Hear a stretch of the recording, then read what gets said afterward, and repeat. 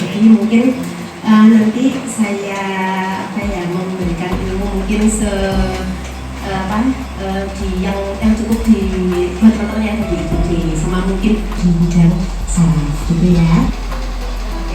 Itu ternyata serangannya sudah lama gitu ya, jadi istilahnya memang yang tidak paham juga, jadi mungkin itu nanti yang biasanya kan pasien PUBD enggak dong, kok pasien kok tangan saya lemes, nah itu mungkin kuat-kuat teman di UGD untuk KIE pasien kalau itu adalah kegangguan di bidang saraf, meskipun itu hanya lemes paru badan kembali tapi itu enggak 100% ya kan. Sebenarnya pasien itu diem kok tiba-tiba bapak ini senangnya ngamuk-ngamuk, senangnya yang tek-tek duit misalnya ya bisa jadi stres, tapi itu juga harus hati-hati, takutnya itu adalah kegangguan di bidang saraf karena pasien stroke tergantung area dan lokasi stroke-nya ya.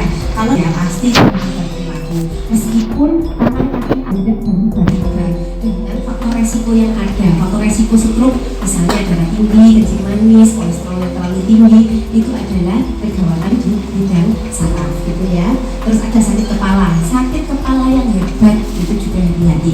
Sakit kepala yang terhebat yang dirasakan sebelumnya belum pernah separah ini, itu hati-hati. Itu juga bisa mengarah ke kegawatan di bidang saraf gitu ya.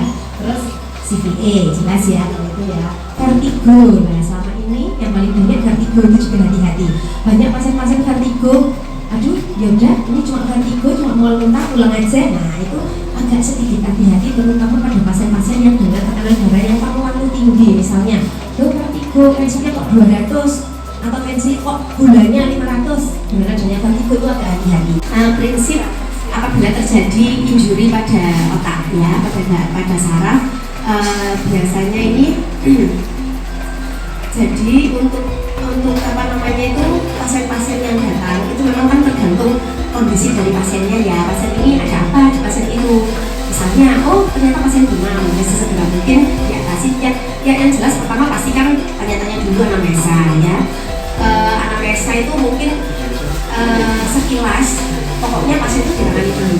Tadi sambil jalan bisa, karena ada beberapa pasien yang ada di daerah situ ya. Kalau ada demam, kasih demam, cemas dan lain-lain, pokoknya keluarga yang menghubungi wis kuat itu sih ya. Pokoknya intinya itu menghindari supaya pasien itu tidak semakin cemas, karena disebut pasien sebenarnya kalau pendarahan sesegera mungkin diturunkan, paling enggak tensi itu targetnya itu 140 sampai 160, itu adalah target dari tekanan darah ya. Kalau penyumbatan itu beda lagi, nggak boleh terlalu ekstrim. Dok, tensinya mari 240 didonor dari satu swida, nggak boleh ya. Kalau penyumbatan dia cukup 20% dari MAP aja ya, nanti tinggal dihitung. Ternyata targetnya cuma 200 ya udah 200 saja cukup. Nanti kalau dihentikan sedikit pun sampai 200 saja cukup. Nanti awal-awal ya. Jadi ada pasien kejang, datang disebut kejang, langsung segera ABCD seperti biasanya ya. Terus habis itu ditanyain, ini udah berapa lama bu kejangnya? Ya sempat tanya-tanya sedikit tentang masalah kejang, udah berapa lama? Wes, dok baru dok kejangnya, udah berarti dia masuk ke 5 menit pertama. Pokoknya baru datang itu kita sudah mencantumkan itu tetap 5 menit pertama.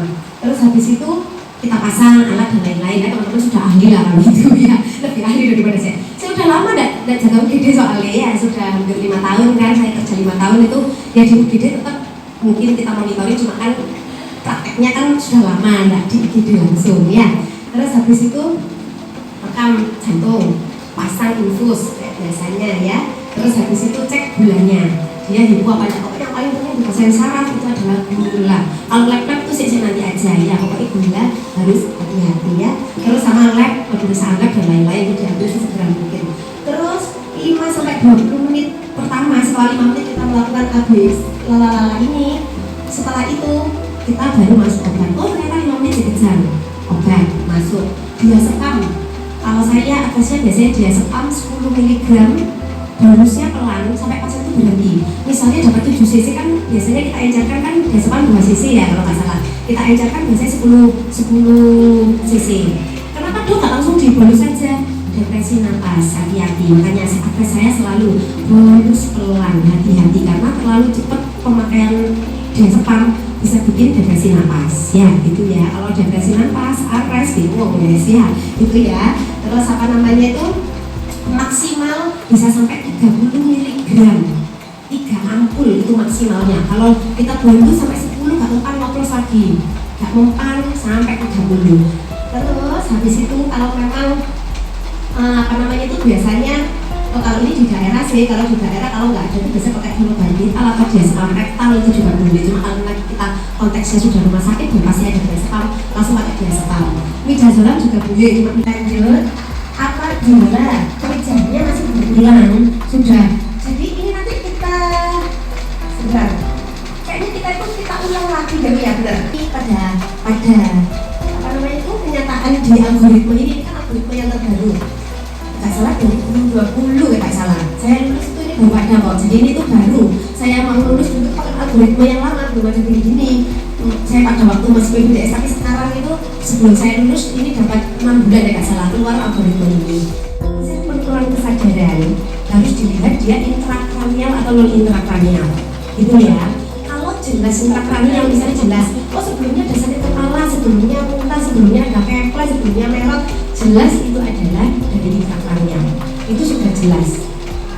Nggak usah ya tetap nunggu yang lain, tapi nggak usah IWO langsung segera diterapkan terapi intrakranialnya, segera dimasukkan ya nanti sambil menunggu lain-lainnya, nunggu EKG. Oh ternyata EKG-nya ada, misalnya ada AF atau apa, tetap sebelumnya dia sudah, tapi itu dalam waktu ini loh ya, bukan dalam waktu jangka waktu lama. Misalnya lemes paru badannya udah 1 bulan ya berarti sudah bukan gitu ya, kan adalah 2 minggu pertama itu kalau penyumbatan.